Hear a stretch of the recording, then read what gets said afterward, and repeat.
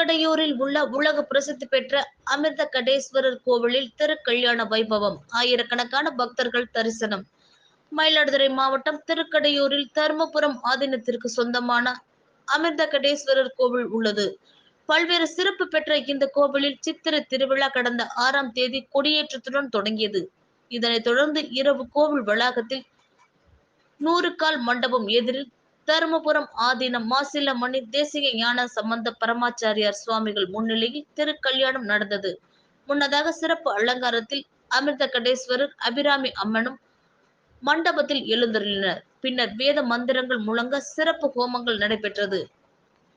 கோவில் குருக்கள் சீர்வரிசை எடுத்து வந்து மந்திரம் முழங்க திருக்கல்யாணம் அணிவித்து திருக்கல்யாண வைபவம் நடைபெற்றது. இதில் திரளான பக்தர்கள் கலந்து கொண்டனர்.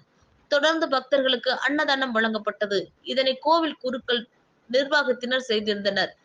இரவு பஞ்சமூர்த்திகள் வீதி உலா நடைபெற்றது.